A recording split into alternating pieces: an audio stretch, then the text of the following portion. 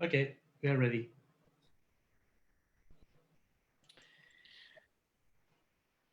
Okay, so we can start our fourth webinar of the Rural NEET Youth Network Summer 2020 webinars.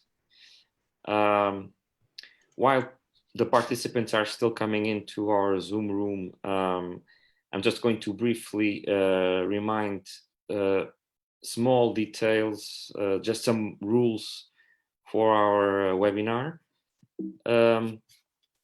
First of all, I would like you to maintain your microphones out. Please shut it down during the presentation, just to avoid some noise while I'm presenting today. Also, do not forget that we will have time for questions and answers, so don't be worried with having your microphone out during the session. We will have time for discussion, of course.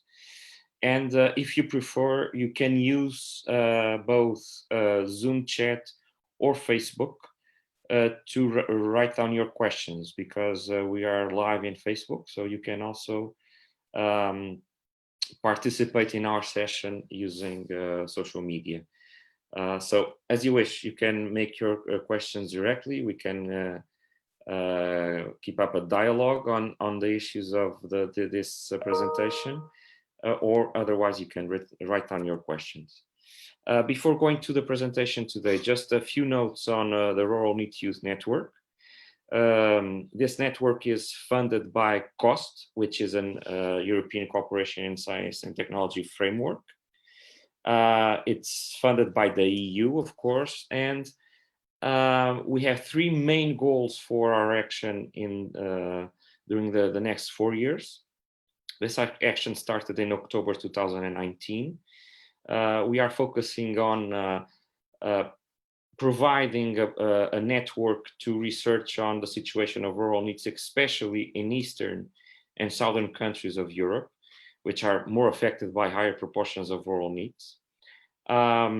We also focus on establishing an online observatory of rural needs, which is supposed to be a platform for future research after the action comes to an end. And finally, it is also a goal of a target of our action to foster knowledge use by policymakers, practitioners at all levels, local, regional, national, or international. You can see here the link for our website that you can check for all the other activities that we are going to deliver for the next 4 years. And we already have other items on our agenda, so you can check it there. And I would also like to share with you how this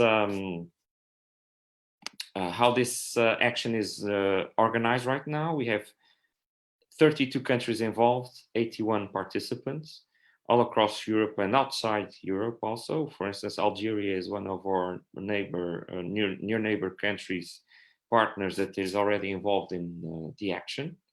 So this is the main framework of Rural NEET Youth Network. The webinar today is dedicated to rural needs. The title of the presentations is NEET Youth's Profile in the Azores Islands. What do we know so far? And it's going to be presented by me. So today I'm presenting, moderating, hosting, and doing whatever you might add to the list. And of course, listening and answering your questions. I am a researcher at ISCTE University Institute of Lisbon. I have a background in the social psychology, and I'm also the chair of Rural NEET Youth Network. So that's why I'm involved in this action. Just to help you go through the presentation, what did I bring today to share with you? Six bullet points. First of all, I would like to share with you some thoughts on the situation of youths in peripheric and rural areas. So this is a kind of overview of the challenges that rural youths face in rural areas. Afterwards, I would like to talk to you about the Portuguese archipelago, where the research I'm going to share has been conducted, the Azores Islands. So some highlights on this particular region. The idea is to use this example as a basis for many other questions that might be challenging in other rural areas across Europe. Some of them islands or archipelagos, others in the main continent. I do think that there are some commonalities between the specific islands in the other rural areas across Europe. And then I will go through 3 different studies that in a way do complement itself. One is on the NEET youth profile in the Azores Islands. So it's mostly an overview of the psychosocial profile of these youth in this region. Then I will focus a bit more on the underqualified rural NEETs and their professional development prospects. And finally, I will go into a very specific topic regarding NEETs involvement in agriculture in this archipelago. And then I'll go through I'll go forward with some main conclusions, and then we'll have our questions and answers session. So regarding youths in peripheric and rural areas, there are 3 interconnected features that I think are very central when it comes to discussing the situation of rural NEETs. And the first one is, of course, education in rural areas. And a first idea that emerges from the literature is, of course, that the educational gap in rural areas is greater in rural areas than in other areas like towns and suburbs or cities, as a reflection of a greater social inequality. So in short, greater social inequalities, a bigger gap in terms of social inequalities, translates into a bigger gap in terms of school achievement. And as a side effect, what we see very commonly in rural areas is that vulnerable youths are more often and in higher proportions involved or enrolled in vocational training. The issue here is that in these regions, there is a mismatch between vocational training programs and local economic opportunities. This means that many of the youths that are involved in vocational training in these areas then face bigger threats to employment because most of the times vocational training does not meet the economical opportunities, the regional opportunities, and therefore they cannot find jobs that are related to their qualifications. The educational gap that is seen in rural areas is connected with another key feature of rural areas that comes to affect youths, which is mobility. And I'll go into talk to that just a bit later. I would also like to share with you that, of course, not everything is dark, pessimistic, and gloomy in rural areas in terms of education. If you see this chart, you can check that regarding early school leaving rate, which is an indicator that is very well connected with the rate of NEETs, we can see that in rural areas, this rate has been declining, just as it has been declining across all degrees of urbanization in Europe. And in fact, since 2017, this decline is below the decline of towns and suburbs. So we cannot say that across Europe, we are not seeing improvement in terms of youth education in rural areas. In fact, there are improvements, but there are within countries differences, sometimes huge gaps between urban and non-urban areas. And I'm going to discuss that a bit more later when looking at the situation of the Azores Islands. So as I was saying, the educational gap in rural areas is pretty much connected with mobility issues. Of course, we are in a time where mobility is an imperative. Actually, for the last few months, to not move is an imperative. But in any case, personal development has been connected with the idea, the key idea that in order to improve your aspirations and professional prospects, you should move to cities or to urban areas. So this comes to affect in a very significant way mobility in rural areas, especially youth mobility, because this leads to what we can call selective forms of mobility.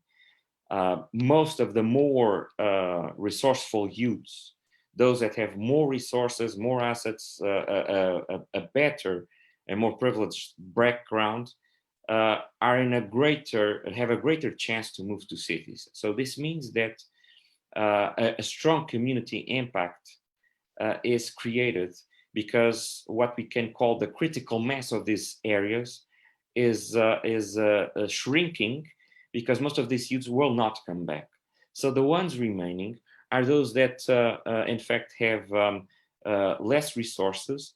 And as a consequence, we're talking about those youths that usually do not commit with community, are not socially involved. And this has tremendous impact on the development at all levels, not only social, but also economical, at all levels of community involvement and development in rural areas. And in parallel, we can see that the literature has been showing that more and more better job prospects and better salaries depend more on origin than on one's resume or socialization. So even in economic studies, we are seeing that a place is becoming a factor that explains the gap between better and worse jobs, as well as better and worse salaries, than other factors. So for all of this, we see that youths do follow this path of mobility. This has a great impact in terms of social and economic organization of these communities. And the opportunities to develop different kinds of activities and sectors in rural areas is shrinking. And another trend that seems to me very important to characterize the situation of youths in rural areas is, of course, gender disparities. And these are pretty much associated with education and mobility too. What we see in many rural areas, for instance, in Central Europe, across many regions of, for instance, Germany or Belgium, is that there is a masculinization trend going on, meaning that the proportion of men compared to the proportion of women is higher and is becoming higher. And this is associated with the fact that many women, especially those that have the resources to leave, are in fact going to cities to find opportunities to fulfill their educational and professional aspirations. So women do use their aspirations to escape gender role stereotypes that are very common in rural areas. And of course, to escape a very limited labor market that sometimes does not leave room for women participation. That is the example, for instance, of agriculture, where the participation of women in many countries, in many rural areas of many countries, is still limited. Again, those women that stay most of the times are limited to family and caring duties, and that's very, very visible in the case of NEETs. And unfortunately, while this is the main trend, we can also see exceptions. So in some coastal areas, for instance, in Canada, these studies by Corbett have shown that when there's a higher concentration of tertiary jobs focused on services from the tertiary sector, women do come back and do establish themselves in these areas. So some diversification of activities in these areas does contribute to a gender balance, and of course to improve women participation in the labor market in rural areas. So Education mobility and gender disparities are, of course, interconnected, but these are trends that do affect how youths look at their life prospects in rural areas. So they're cut across many of the indicators that we then use to characterize the situation of rural needs. This is the latest Eurostat study on the rates of NEETs. This study has been going on for some years now. So every year, Eurostat publishes their indicator on rural needs. This is specifically the distribution of young people, of young needs who are not in, who by degree of urbanization in 2019. In orange, you can see rural areas, and in blue, towns and suburbs, and finally yellow for cities. And overall, in the EU, NEETs, the NEETs rate in rural areas is higher.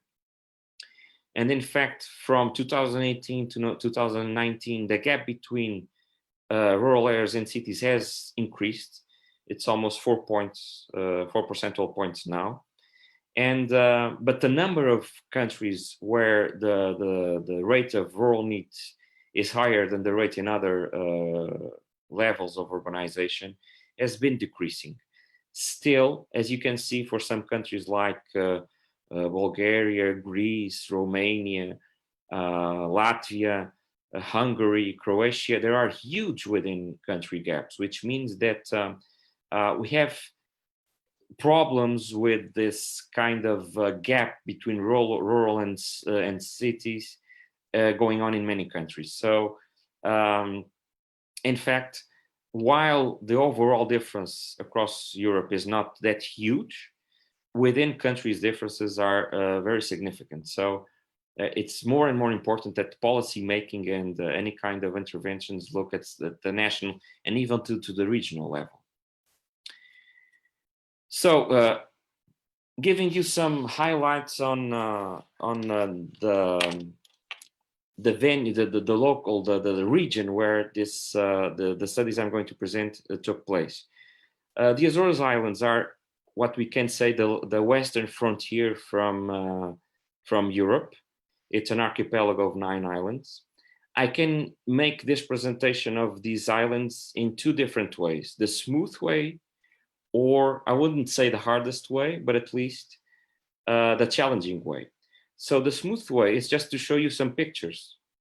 And of course, if we see the Azores from this angle, this perspective, of course, what we see, it's a kind of paradise where you can just find beautiful, breathtaking landscapes, from peaks to lagoons to cities that look like postcards.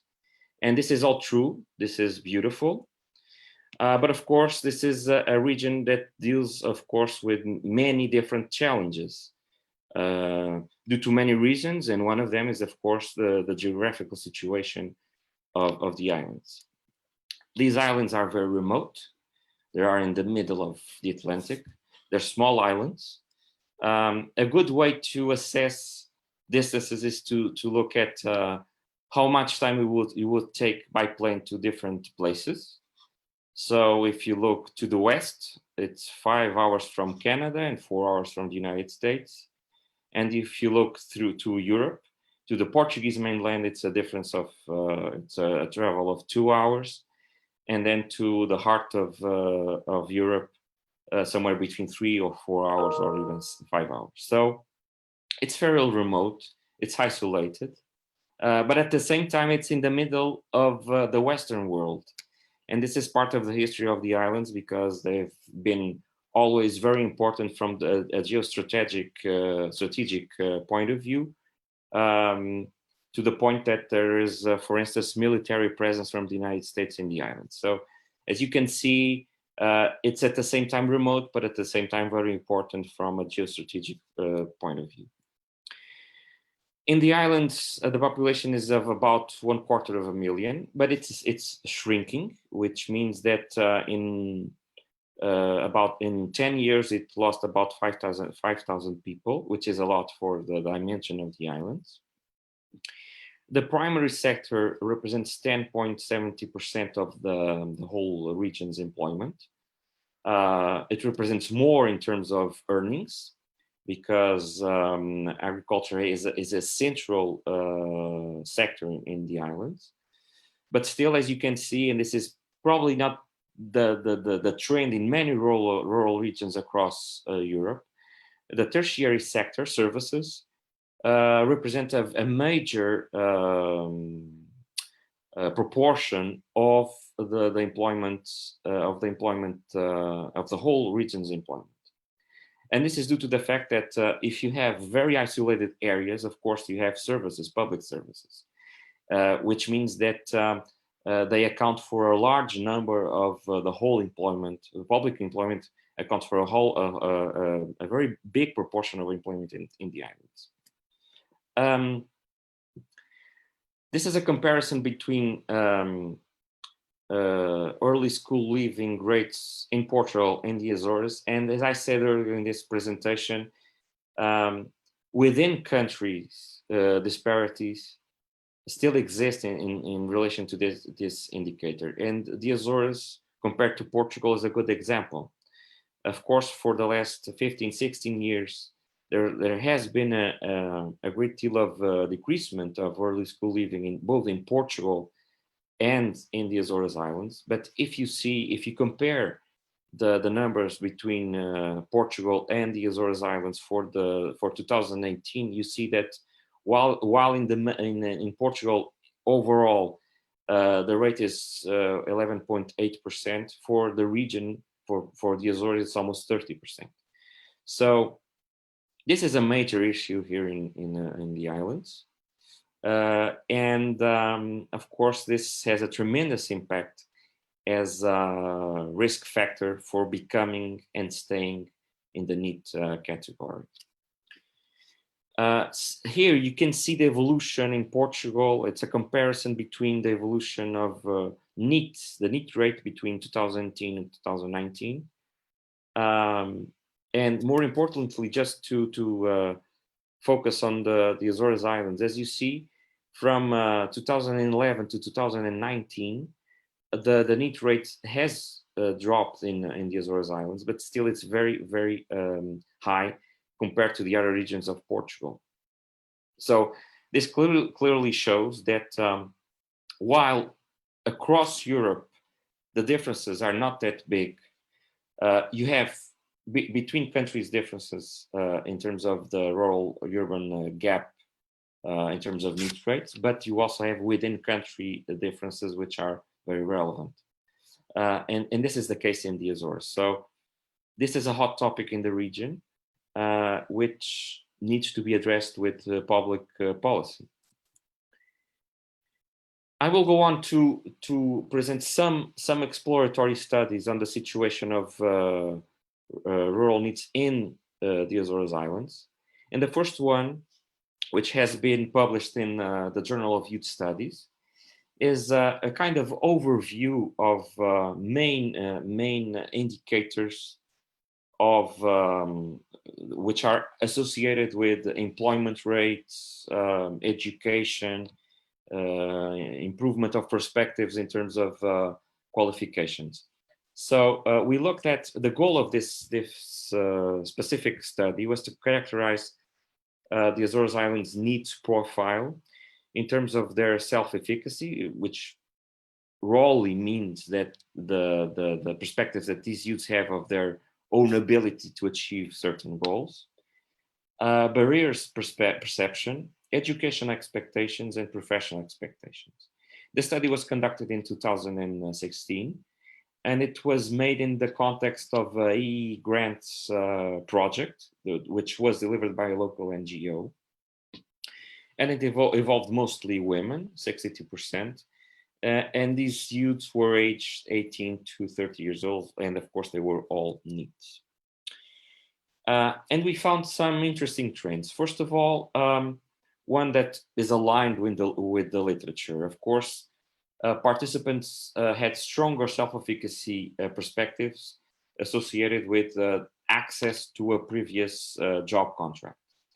So this means that, by the contrary, long-term unemployment, unemployed youths, those that were unemployed for 25 or more months, or who were living by themselves, who were more pressured in terms of their autonomy, had significantly lower self-efficacy levels.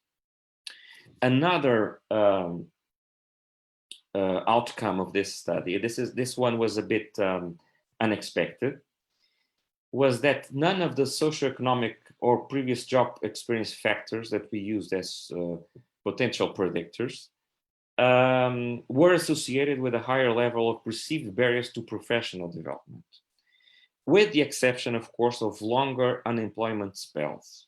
So this raised the question of how much rural NEET youths are able to understand the barriers to their professional development. And this is a question that is going on, and a discussion that is going on locally with employment services, because of course, what we see from the professionals, the practitioners' perspective, especially those that are in delivering employment services programs, is that in fact, these youths most of the time do not have an understanding of the demands of the job market. So this might need this might need to be addressed by both research and public policies. We also find that participants that had completed secondary education were those showing significantly higher expectations to improve their educational levels. So this means that in remote, isolated areas, going forward to tertiary education is in fact a matter of resources. The region has a local university, which is more or less spread through the islands. But still, to move to another island might be as expensive as going to the mainland. So the fact that we have this trend that those that had completed secondary education are willing to improve their qualifications, it's something that also should be addressed by public policy. We went further to understand how these professional prospects worked on those that had lower qualifications. And this year, me and this other co-author, Amanda Almeida, we published an article on the Journal of Community Psychology, focusing specifically on the professional development perspectives of those youths that have lower qualifications. And again, this study was conducted in the Azores with the collaboration of the employment services in the region. And here the goal was to explore how these underqualified needs, self-efficacy perspectives are related to various perceptions and also to professional expectations. In this case, we had 188 young adults participating in this study. Again, a majority of women, aged between 18 and 29 years old, and most of them had a low level of education. So in this case, what did we find?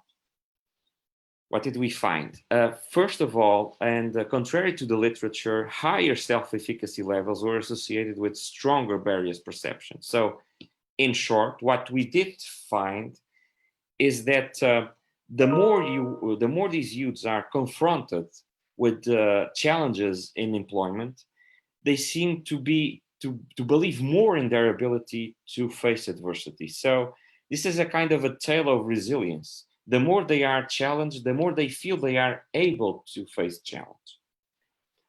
We also found that men showing greater levels of self-efficacy also depicted a stronger perception of barriers compared to women. And this is understandable because in rural areas in general, men are more involved, there's a higher proportion of men enrolled in the job market. So the chance that they will feel these challenges to their self-efficacy is also higher. Something very interesting emerging from this study was that having been offered more training opportunities by employment agencies in the 12 months prior to the study translated into higher levels of perceived barriers. So, in other words, those youths that were receiving more proposals to access some kind of training in the 12 months before the study thought that it was more difficult to overcome unemployment and to be involved in the job market. And this is a very significant result because it shows that probably the way they are being addressed to be involved in training might represent additional difficulties in their perceptions to be involved in job market. So this raises the question of how NEETs should be involved in training, from outreach to certification, because we shouldn't forget that many of these youths, especially those that are underqualified, had a very poor record in school, and schooling and training for them is a very negative experience. So this is a very significant result, which actually has already been discussed with employment services locally. Another trend that we found was predictable. Higher household income results in turn in a weaker barriers perception. So those that were more privileged did not perceive so many barriers to develop themselves in terms of their professional future. Finally, in terms of professional expectations, women as well as older participants aged 25 or more revealed weaker professional expectations compared to men and to younger participants. Finally, a more focused study was also conducted regarding how NEETs look at agriculture as a way to be involved in the job market, as an opportunity. And 2 or 3 words are needed before I present the study. First of all, in rural areas, the trend is that youths that are interested in being involved in agriculture have some kind of background in agriculture. Most of them have families that are dedicated to farming, so they kind of give continuity to the family work, and they keep the farms in the families. On the other hand, agriculture has been historically a sector that is not very open to the inclusion of people outside the sector. This is a very complex question, and I see Hilkay is here attending the session, and we can discuss this later. But anyway, agriculture has not been so inclusive as we would like to see in rural areas. So there are many barriers when considering the chance to involve NEETs who do not have a background in agriculture in the sector. But in any case, we would like to understand a bit better how this was working on. So we involved youth, but also public service deliverers, NGOs, representatives of the sector in 2 studies, qualitative studies, to listen to these people's voices and to understand how, on one hand, what are the images that youths have about the sector, specifically NEET youths, and on the other hand, we would also like to explore how vocational training in the sector can be developed to improve NEETs involvement in agriculture. So in this study, we had 16 youths participating. 8 were women, so it's a balanced group. 7 representatives of public or private organizations involved in youth work, and 6 representatives of the agricultural sector. And the study was conducted at the end of a short-term training course in eco-agriculture. Actually, this was more retraining than training. And the idea was also to create guidelines for both the sector representatives and the employment services so that they can reshape, redesign the proposals in this area. And we found a couple of interesting things. First of all, as expected, of course, youths, namely NEETs, have negative perceptions about the sector. They look at it as a source of heavy, dirty job, low income, but they also acknowledge that many of their negative perceptions come from a lack of knowledge. There were many reports from these youths acknowledging that after being in contact with the sector, they could understand the complexity of the tasks. And they can also see how technology was becoming an increasing force in agriculture. So that kind of motivated them to have more positive perspectives about agriculture. Some other positive perceptions came from the fact that some of them had some kind of prior knowledge about agriculture because they had small gardens, they had some small farming going on, or they had their family support to be involved in the sector. And this is an important issue here, because in rural areas, sometimes rural NEETs come after the first generation, of course, their parents, who were not involved in the sector. Sometimes these youths have parents that were finally involved, for instance, in services or in some kind of industry. And becoming a farmer again in these families sometimes is seen as going back in time, and this has a very negative connotation among these families. We also found out that one of the main problems with the quality and the efficiency of training in agriculture in rural areas in agriculture is the fact that reaching out these youths is not very appealing, meaning that there's a great need for a more informal approach with the involvement and cooperation of employment service, but also from former trainees, other youths, that can bring forward the available employment opportunities in this area, that can offer a wider knowledge about, for instance, sectoral niches, such as honey production, flowers production, and not only those that are mainstream kind of production, which is a kind of idea that these youths have, that you have a kind of mainstream agriculture and that within the sector you don't have any other alternatives.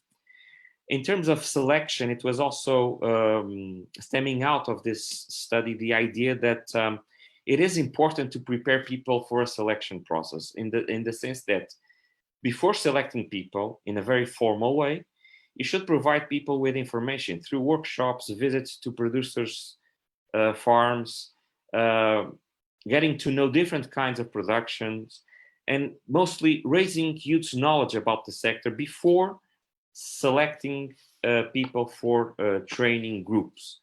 And this is also that was pretty, that cut across youths, NGO representatives, or even the representatives of the sector. And finally, in terms of implementation, one thing that was agreed upon by different participants is that it is important to develop curricular proposals that match these youth characteristics, that promote active learning, counseling, mentoring, and that that's not focused only on the learning issues, the formal learning issues. So a more person-centered approach dealing with the different needs of these youths is necessary in order to improve the involvement both in training and then later in the section. And finally, something that was also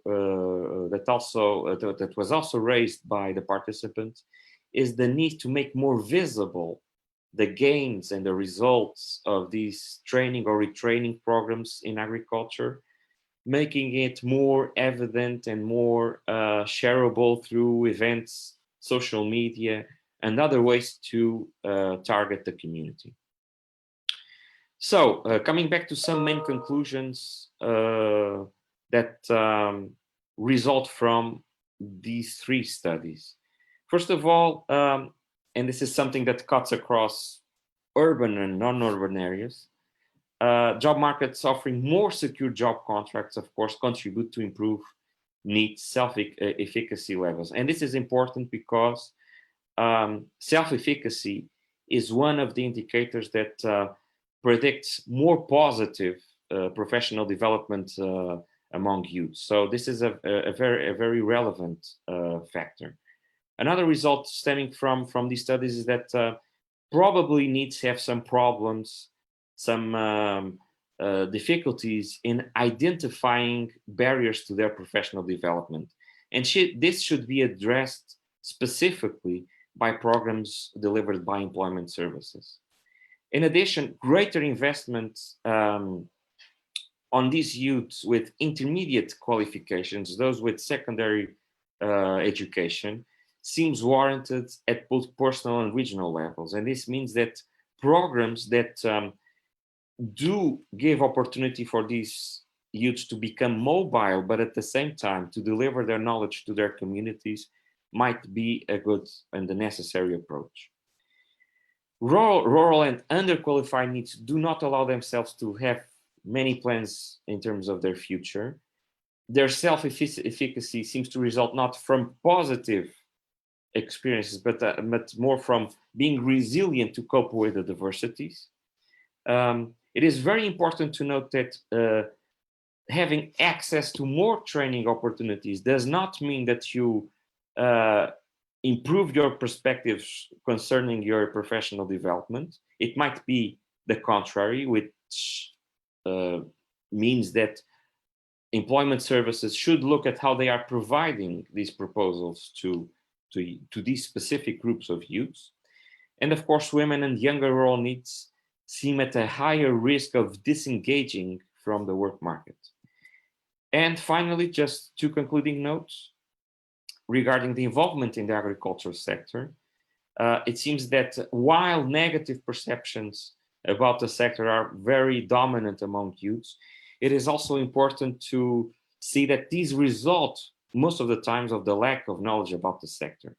To make it more visible and to raise the opportunities for these youths to be in contact with professionals, farming activities, specific niches might improve their interest and even improve their involvement in the sector as a job alternative. And finally, training packages targeting NEETs should consider a stronger involvement of youths on all stages of the preparation of these packages, from reach out to dissemination. And from now on, I'm open, of course, to all questions that you might have, given that this was only an overview of these studies. Thank you.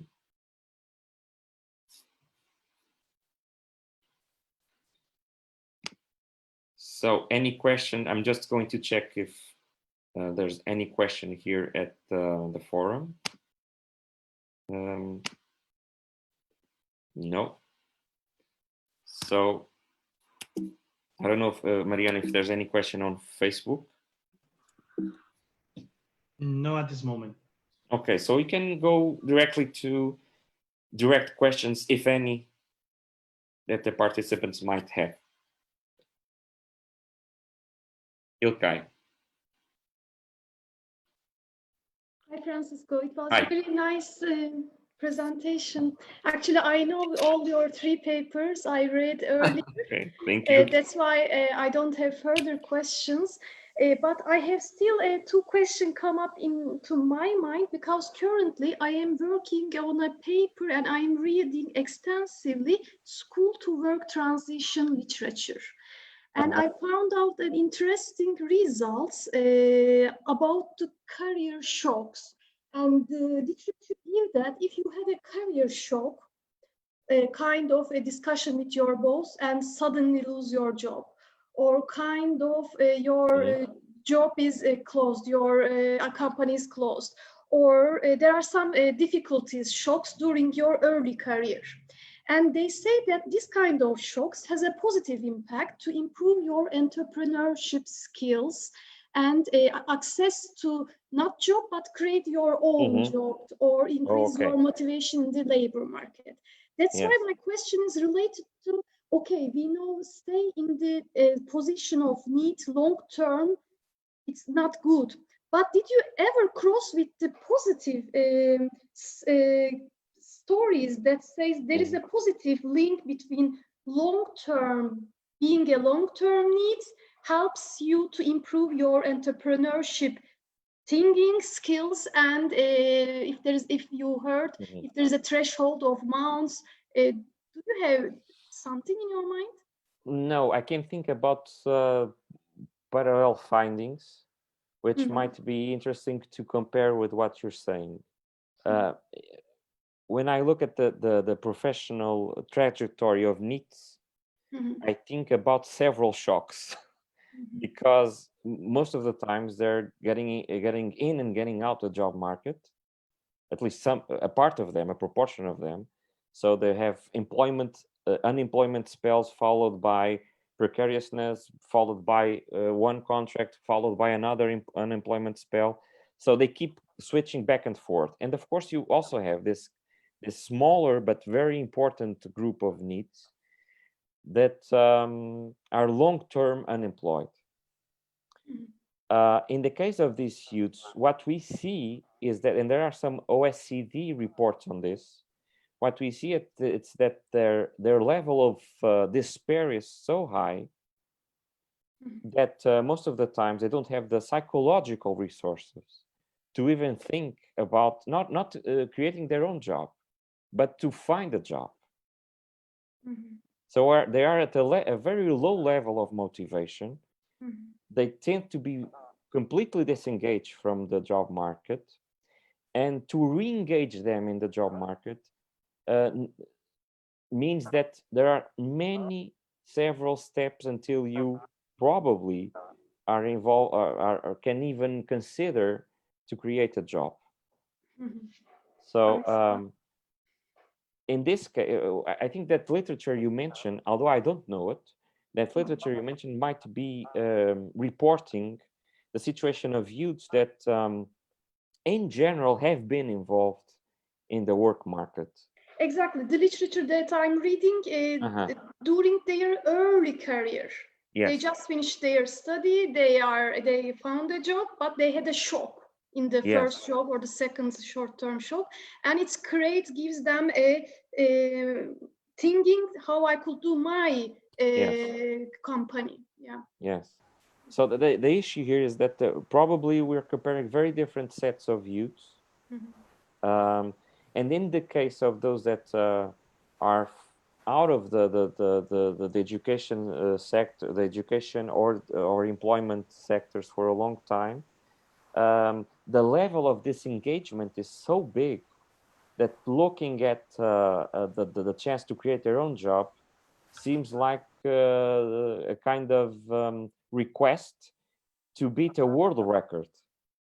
Okay, it's unimaginable. It's yes. Okay. I see. The target is so high that they're very far away from that target.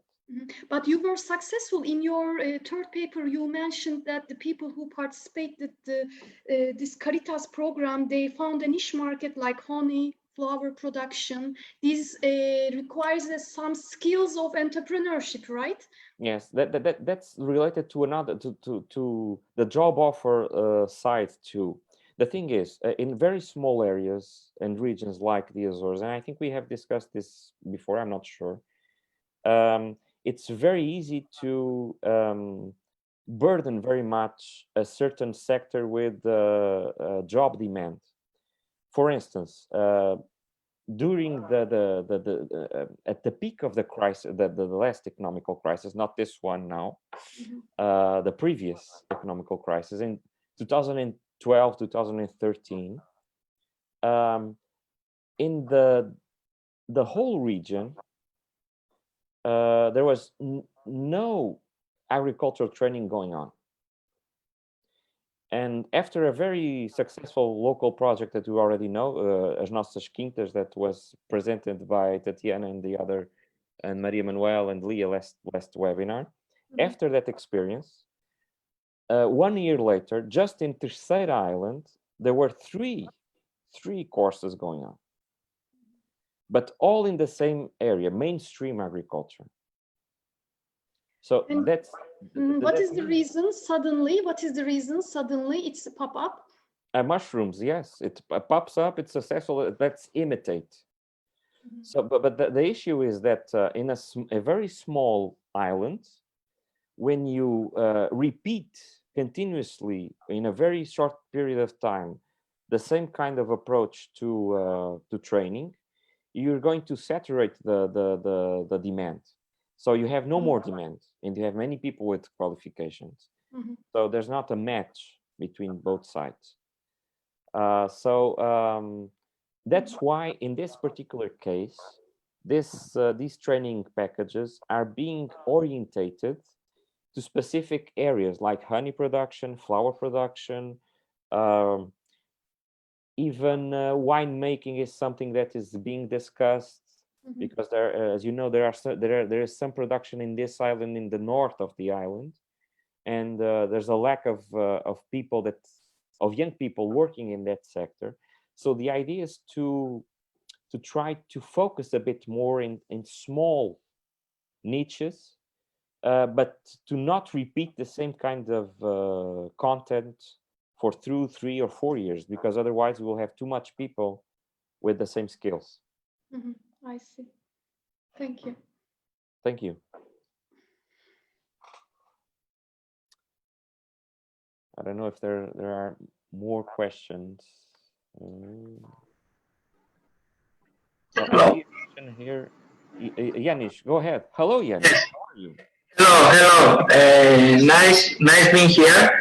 I just want to make one comment, a finding we have that is similar to something that I did listen just before. We recently had research in upper secondary school in a rural area here. In order to find out what happened in the years that followed. That was for a period of 5 years, from approximately 2010 to 2015, when they finished their school, and we had to find out what they did in their professional life, their income, and all these things. And we had some findings like that.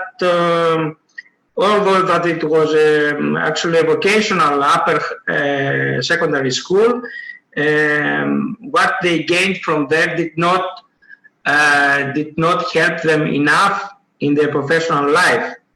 They were satisfied with their teachers, but for most of them it was not sufficient to improve their professional life. So I endorse what I listened before. And that's the comment I wanted to do. Yes. Yanis, I would just like to add something to that, if you don't mind. Yes. Because I don't know if you had the chance to see the last International Labour Organization report on youth employment and unemployment.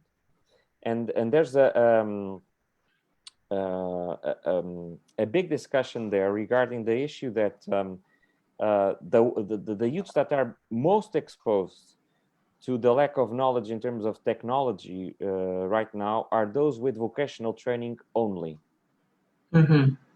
So I think that's something that we should look at, because probably to be prepared to the demands of the labor market in the near future, those that complete secondary education through vocational training might need to rapidly be involved in some kind of retraining or some kind of education between secondary and tertiary education. Otherwise, they are going to be left behind. And that's very visible, at least here in the Azores Islands, and I imagine that in Greece too, because one of the questions is that they don't have enough qualifications. Another thing, and I would like you to comment on this if you don't mind, sometimes is the mismatch between what they learn and what the communities have to offer.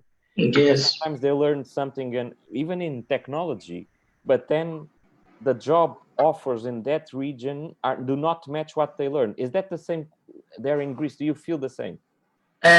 Yeah, that was actually this mismatch was also one of the findings. Okay. And although that was the research was very strict in a very small area, but that was on purpose. But I believe, although that we have to check it, that this mismatch occurs. Okay. Okay. Thank you. So this is just something to add to your comments, because I think there are some factors operating behind these results, and some of these are this digital divide, and then the mismatch between offer and demand of jobs. Yeah. Thank you. I have a question here by Joanna, and the question is: does IT-driven solutions, for instance, precision agriculture, have the capacity to make agricultural jobs more appealing for NEETs? I'm not the specialist here on that. It's Ilkay, and if she wants to intervene, I'm more than happy to listen to her thoughts. I would just add that my impression is more and more that when youths perceive that agriculture is not only does not correspond only to that idea, that stereotype that it's only a low qualified, dirty, with no technology associated job, when they start to change this perception and see that they can use technology, then they can use it in a very, let's say, modern way, agriculture becomes much more interesting for them. Another thing that works very well for their expectations, I think, is the idea of sustainability. When they associate those ideas, those contemporary ideas of sustainability to agriculture or to health, they are more open to participate in the sector, in my opinion. But Ilkay, if you want to add some thoughts on this, please do. Okay, actually, it's very interesting question, because it's exactly the topic right now I am working on in the EU islands of Cyprus, Crete, and the Azores. I am working on the question of if digitalization helped them to involve in farming. We are still in the analyzing period, but my observation with young farmers, face-to-face narrative approach, gives some initial ideas that, of course, digitalization makes them more cool as a career, beginning of their career, but there's some limits. Digitalization did not help them to involve in a farming as a full-time job. Maybe as a part-time, but it's not totally full-time. But of course, what I observed, they are keen to use agricultural application, and they are keen to use Facebook, Instagram, but I could say it's not for the full-time job. We need some other tools. But I am advising them, I think 31st of July, I will give some webinar on that issue. I will invite Ionia to that webinar then. Yes, you should advertise. Yes. Thank you. Can you hear me? Yes. Okay, great. Thank you for your feedback. I represent an IT company in Romania, Advanced Technology Systems, and I participate in this action on behalf of this organization. I also have a university background. I've worked for universities before. And of course, I'm IT-centered very much. That's why I think we can explore these solutions, and actually we recently had an Horizon project focusing on NEETs and trying to provide some IT-based solutions to actually improve their skills and attract them and motivate them. They are game-based solutions mostly. And that's why I was wondering, in this context, especially in rural areas, I've had projects in rural areas, and it's very, very difficult to motivate young people to join any kind of educational setting or context. And somehow it's good that we face similar issues across Europe, and not only, but also I'm wondering, what specific actions we can take, because sometimes it's difficult to reach at policy level a joint approach. And I've been involved in creating some roadmaps in the, let's say, more than 10 years now. And I think this remains an issue, because here is very good that we talk about all these problems, and we are able to identify common issues that we face. But still, I wonder, which is the step further that we can take, to be more efficient. And how, for instance, if we have IT solutions, or if we have any other educational solution, or even long life learning solutions that we can apply, how can we actually implement them? Mhm. It still remains an issue. I see. Joanna, if I may, I think your questions are very challenging, because I think they address at least two different issues. The first issue, at least for me, is that we need to address and think about how we can use technology in a more efficient way to address very specific social problems in rural areas. And I think that question has not been in the radar of both researchers and policy making decision makers, policy decision makers. So I think we're just starting now to look at this sort of tools as a way to address these questions. I will give you one example of how I think IT might be an important solution in the future. There are some experiences going on, mostly in Northern Europe, to develop online applications for employment service directed to youth, using from different tools, from social media to bots, to implement questionnaires, etc. And to align the way they communicate with people, with young people, with their own experiences. But this is just starting. And to be honest, I had this discussion 1 month ago with public employment service in this region, in the Azores. And when I talked about the idea of developing and delivering part of the services through applications, there was a huge silence. I believe you, yeah. Because this seemed so awkward that people did need some time, some room to think about it in their minds. But that's something that I feel that even in this action, we should address. How to use these solutions, whether to connect people with agriculture, whether to improve reaching out to these youths. There are many specific questions to be addressed with it.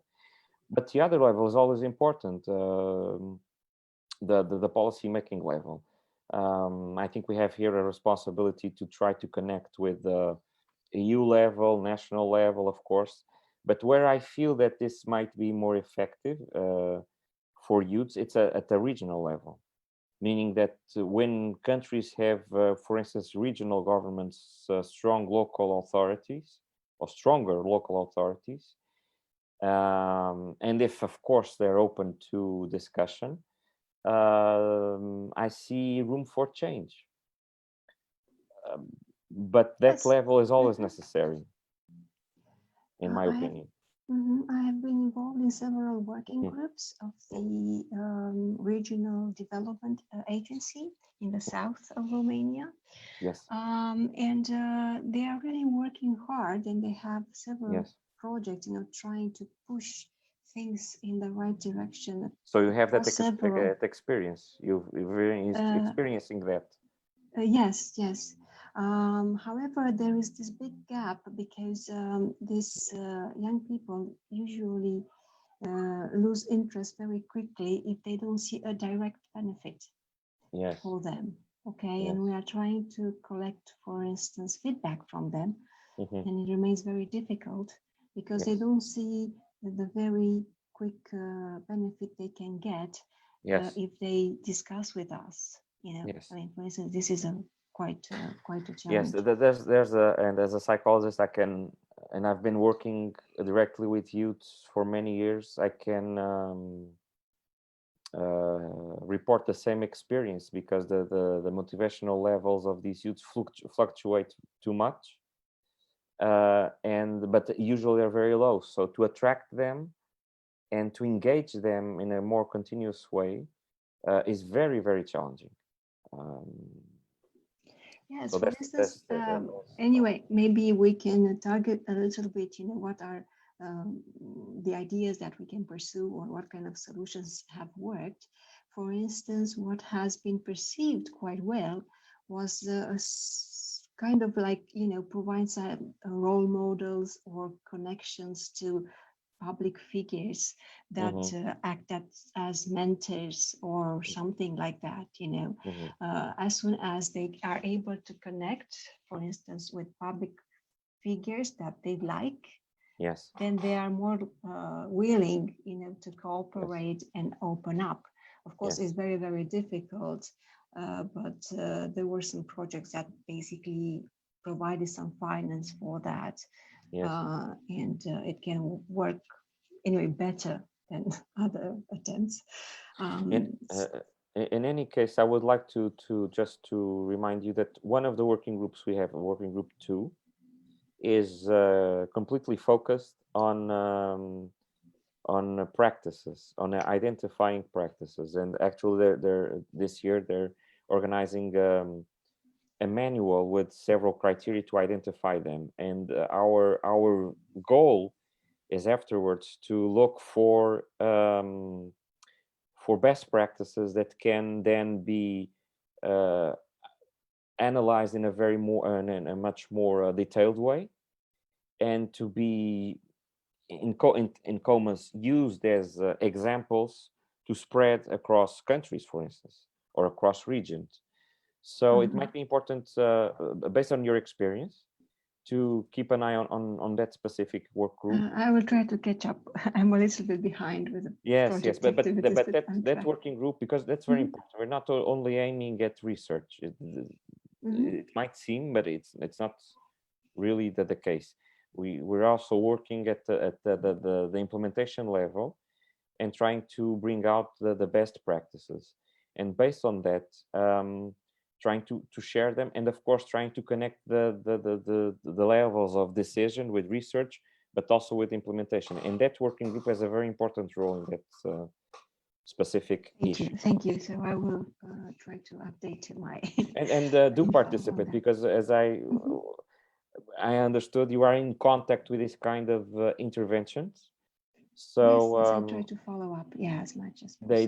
they can be very useful for the working group, and at any time when we find a room to have working group meetings. I don't know if we can have working group meetings physically in the near future, but at least we'll have virtual meetings. But please do participate and bring these experiences in, because they're important. I will try. Thank you. Thank you very much. And I'm just anyway, going to yeah. check here the form because there are two questions. Please. So Messaoud is asking, how about the mobility of these NEETs across Portugal or the EU? Is it another opportunity for them? Yes, of course it is. Many youths look for mainland Portugal or and not only the EU. Geographically and historically, for youths in the Azores, it makes, at least for the ones that are in higher risk of being NEETs, it makes more sense to go to the United States or to Canada, because sometimes they have some family background there. For instance, in the United States, if I'm across the United States, Canada, and all communities worldwide, there are more than 1 million people from the Azores, second and third generation. So much more than the Inti Islands. So they look at these opportunities to move. The question is that the more people move, the more youths go out from the regional perspective, of course. This is quite challenging. Then, Ana Milheiro, from your experience, do you consider that this profile of young NEETs in the Azores diverges, coincides with the profile of young NEETs on the mainland? If we consider the rural or peripheral environments? Or to put it in another way, do you consider that there are specificities in being NEETs in the Azores? Thank you for the question, Anna.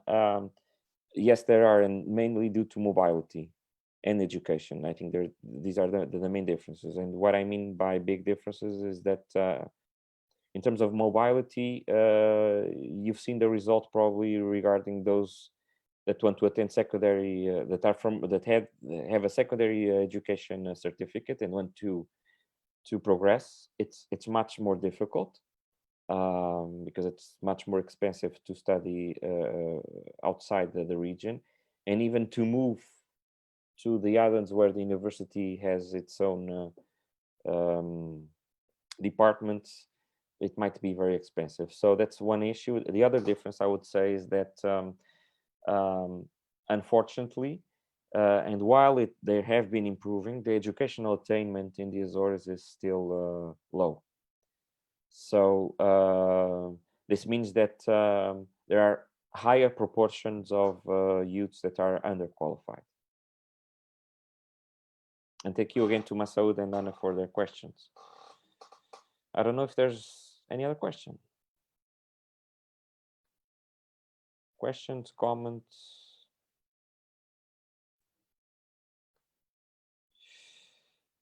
Well, in that case, I would just like to remind you that